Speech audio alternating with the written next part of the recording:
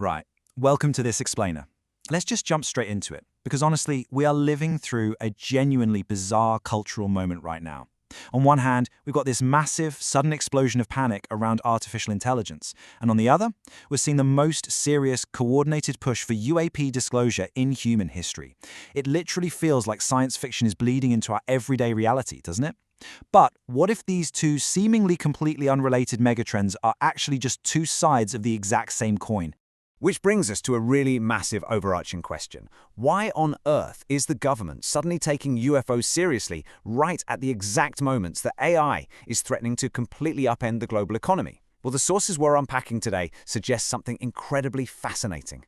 They propose that our modern obsession with both extraterrestrials and supermachines is actually hiding a much deeper, fundamental philosophical crisis. It's a crisis about what it actually means to be human. Section 1. The extraterrestrial narrative. From stigma to Senate hearings. We are witnessing a truly dramatic shift right now. I mean, for decades, sightings were completely ignored or laughed off. Take the 1948 Hamel, Minnesota incident, for example, where two boys saw a metallic saucer in their garden. It was filed away and just forgotten. But fast forward to the 2004 Nimitz Tic Tac encounter, which crucially was captured on military cockpit video, and that old stigma is finally cracking. By 2022 and 2023, we actually saw official congressional hearings and the signing of the UAP Disclosure Act. The US government is now actively acknowledging that there are things in the sky they simply cannot identify.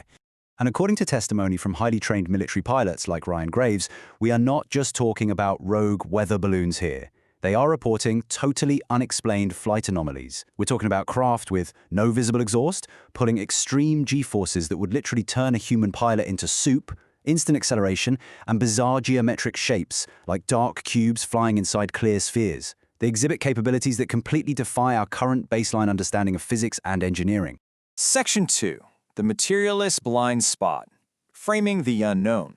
Now, analyst Andrew Corner points out something brilliant here. He looks at how mainstream media tries to forcefully box these anomalies into comfortable, familiar sci-fi tropes. Take this quote from Time magazine's Jeffrey Kluger. "A universe with other life forms, after all, is a lot less lonely than one in which we are the only world with lights in the windows."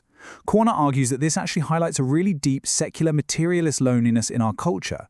Modern society desperately wants these friendly space brothers to swoop in and save us from ourselves, effectively treating these anomalies as a modern substitute for the divine. But here's the thing. The actual authorities aren't looking for space brothers at all. They are terrified of something else entirely, ontological shock. The crucial point here is that governments aren't necessarily afraid of little green men. They are terrified of the instantaneous loss of institutional credibility. Just imagine the absolute breakdown of baseline reality if authorities are forced to stand up and admit they have absolutely zero control over Earth's operational airspace. It exposes an incredible, terrifying level of institutional ineptitude. And this leads to a really fascinating comparison. On one side, you have the mainstream interstellar assumption. This is the idea that biological aliens are flying nuts and bolts spaceships 25 trillion miles from Proxima Centauri. But on the other side, Corner points to a metaphysical reality. The sensor data we have doesn't describe standard error dynamics. It describes anomalies manipulating space-time itself, completely bypassing our materialist framework. By assuming they're just advanced biological aliens, we are forcing a hyperdimensional mystery into a very flat, very materialist box. Section 3. Cybermen versus Daleks. Two techno-utopian anthropologies. To explain the ruling class's response to all this advanced tech, Corner uses classic Doctor Who villains to mirror our modern tech empires, which is just a brilliant analogy. First, we have the Davos and bureaucracy approach, which Corner compares to the Cybermen.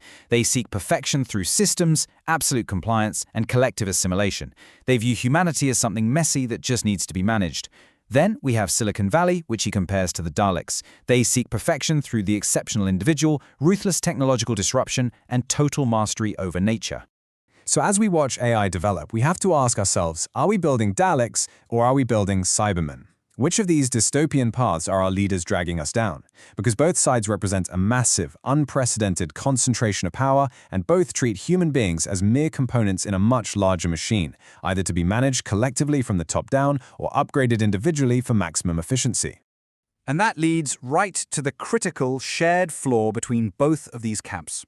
Both sides share a highly dangerous baseline assumption that humanity is fundamentally a project that needs to be upgraded. They basically view humans as broken software requiring an engineered fix.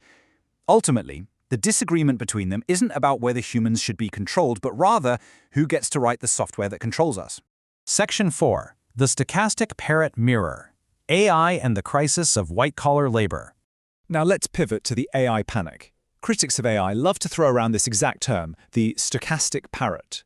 It's defined as a system that just haphazardly stitches together sequences of words based on probabilistic patterns, without any actual genuine understanding of what it's saying.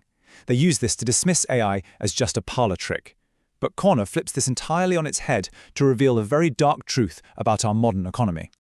Let's walk through the irony of this revolution in 3 simple steps. Step 1. For decades, society has organized human white-collar work into incredibly formulaic, repetitive scripts. Step 2.